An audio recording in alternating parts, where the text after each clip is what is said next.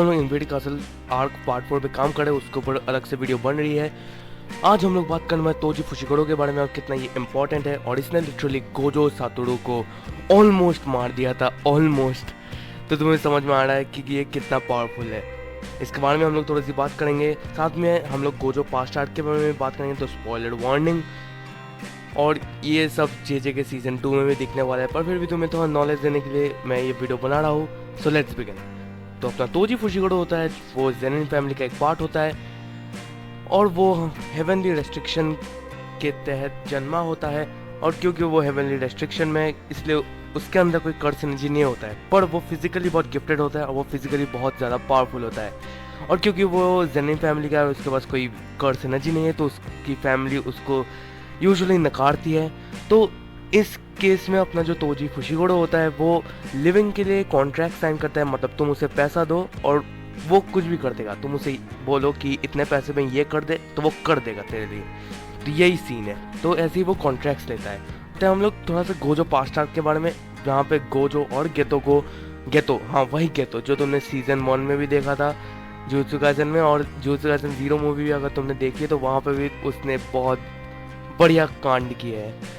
तो ठीक है, तो ये दोनों तब सेकेंड ईयर के लोग थे, सेकेंड ईयर में थे ये लोग, और इन लोगों को मिशन मिला था कि तुम लोग जाओ लॉर्ड टेंजन के लिए एक स्टार प्लाज्मा वेसल लेके आओ।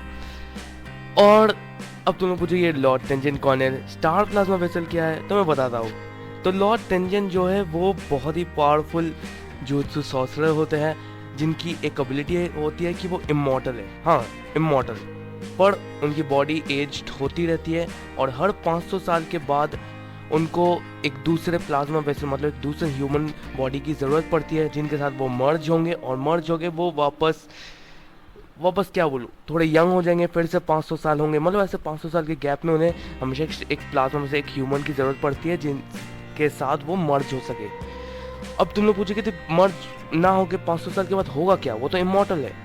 देखो, अगर वो 500 साल बीत गए, उसके बाद वो होते हैं इवॉल्व। अब वो इवॉल्व दो तरह से हो सकते हैं, या तो वो ह्यूमैनिटी के अगेंस्ट में जाके इवॉल्व हो जाएंगे, या तो वो ह्यूमंस के फॉर्म में ही रहेंगे।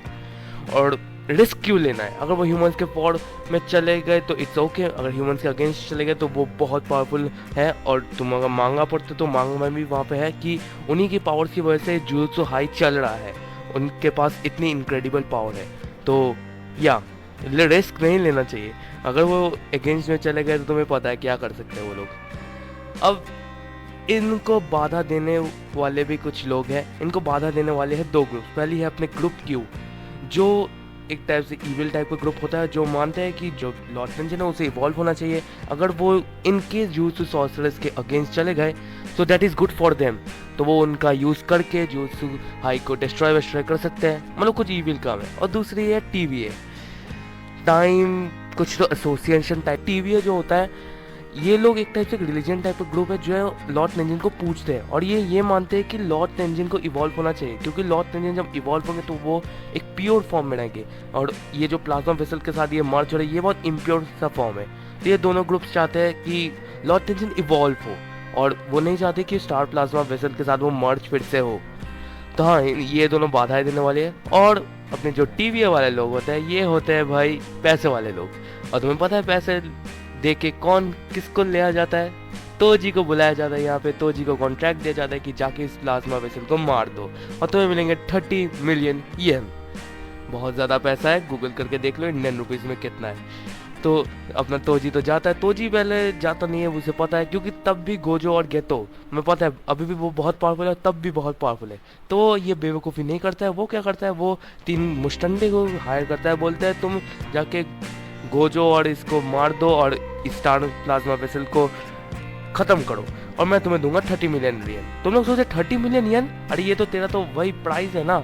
तो देखो, अपने तोजी को पता है कि ये लोग हरा नहीं पाएंगे गोजो और गेतो को, क्योंकि उन दोनों की जोड़ी बहुत पावरफुल है, वो है ही इंडिविजुअली बहुत ज़्यादा पावरफुल। वो चाहते हैं, मतलब अपना जो तोजी चाहता है कि वो जाके उनको थोड़ा थका दे। मतलब देखो, मार तो नहीं पाएगा कि वो इतने पावरफुल है, एटलीस्ट थका देंगे।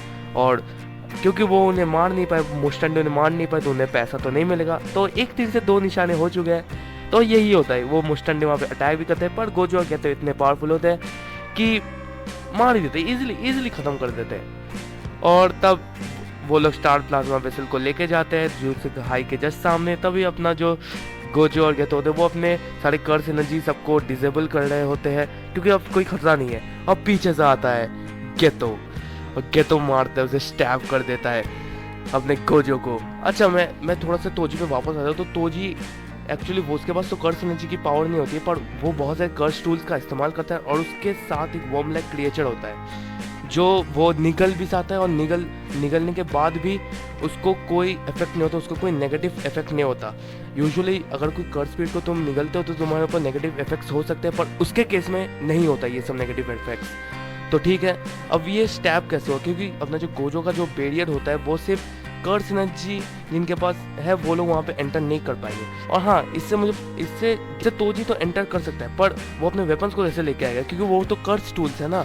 तो देखो अपना जो वर्म लाइक क्रिएचर था वो उन टूल्स को निगलता है और अपना और वो छोटा हो जाता है और अपना जो तोजी है वो उस वर्म को निगलता है। तुम्हें पता है उसके ऊपर कोई इफेक्ट नहीं होता है ये सब का, तो वो ईजिली वहाँ पे घुसता है, उस वर्म को निकालता है, वहाँ से अपने टूल्स को निकालता है और फिर अटैक करता है।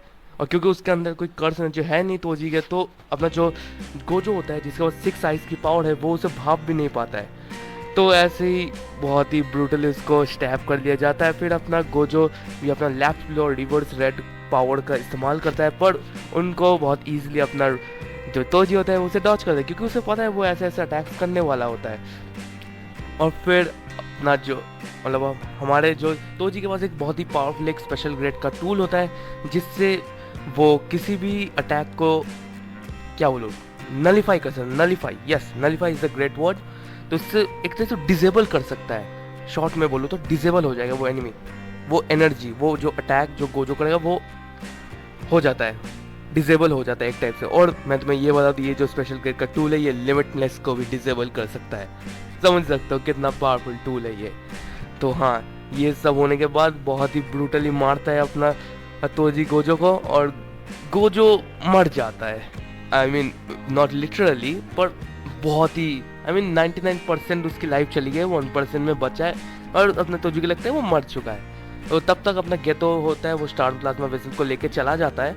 उसके बाद उसके पीछे अपना तोजी आता है, गेतो के साथ भी लड़ाई करता है और फिर अपना तोजी क्या करता है वो स्टार प्लाज्मा वेसल को भी मारता है और अपना जो गेतो होता है उसकी भी हालत ख़राब कर देता है। और मतलब मारता नहीं, जान से नहीं मारता है, पर बहुत गंदी हालत में छोड़ के चला जाता है। ओके, और तभी अपना तोजी जो होता है वो बोलता है कि तुम लोग जो कर्स यूज़र, तुम मेरे जैसे नॉन कर्स यूज़र मंकी से मर चुके हो। और यही से तुम बोल सकते हो गेतो का जो ईविल वाला फॉर्म है वो धीरे धीरे शुरू होता है। तुमने अगर जुजुत्सु काइसेन 0 मूवी देखी है तो वहाँ पे वो हमेशा मेंशन करता होता है नॉन जो कर्स यूज़र है उन्हें मंकी बोल के करता है। तुम्हें रेफरेंस समझ में आ गया होगा। तो ऐसे ही अपना जो स्टार प्लाज्मा वेसल को तो मार चुका अपना तोजी, वो जा रहा अपनी पेमेंट ले लिया उसने, पेमेंट लेके वो अपने ऐशो आराम करने जा रहा है। तभी उसके सामने आता है गोजो और गोजो बोलता है मैंने एक नई टेक्निक को मास्टर किया जिसका नाम है रिवर्स कर्स टेक्निक। इससे क्या होता है, एक तरह से गोजो हील और रीजनरेट कर सकता है वो ये सीख चुका है। उसके बाद फिर से इन दोनों की लड़ाई होती है और अपना गोजो यूज़ करता है हॉलो पर्पल अटैक। अगर तुम्हें हॉलो पर्पल अटैक नहीं पता तो मैं बोल देता हूँ, ये लेफ्ट ब्लो और रिवर्स रेड का कॉम्बिनेशन होता है और ये बहुत ज़्यादा पावरफुल होता है। और ये गोजो फैमिली जो होती है, गोजो जिससे आया होता है जिस फैमिली से, उसमें भी बहुत कम लोग ही इस पावर को मास्टर कर चुके हैं और बहुत मतलब किसी को इतना पता नहीं इसको यूज़ करते कैसे। और अपने तोजी को भी पता नहीं था और उसकी पूरी हालत वगैरह ख़राब हो जाती है, उसके पूरे चित्रे उठ जाते हैं, पूरा डिस्ट्रॉय हो जाता है। और अपने लास्ट अंतिम सांसों में अपना जो तोजी होता है बोलता है कि मेरा एक बेटा है जिसका नाम है मेगुमी फुशिगोरो, तुम्हें पता है वो कौन है, उसे वो जल्दी ही जेनिन क्लैन में, जेनिन फैमिली में भेज दिया जाएगा, उसे तुम ट्रेन करना और उसे ग्रेट जुजुत्सु सॉर्सरर बनाना। और इसी के साथ अपना तोजी मारा जाता है और गोजो पास्ट आर्क में यहीं पे ख़त्म हो जाता है। तो हाँ, आज की वीडियो में इतना ही। तुम्हें तोजी की स्टोरी बताने के लिए मुझे गोजो पास्ट आर्क बोलना ही था और गोजो पास्ट आर्क तुम्हें जुजुत्सु काइसेन सीजन 2 के पहले 12 एपिसोड में मिल भी जाएगा। तो हाँ, मिलते हैं अगली वीडियो में, तब तक के लिए गुड बाय।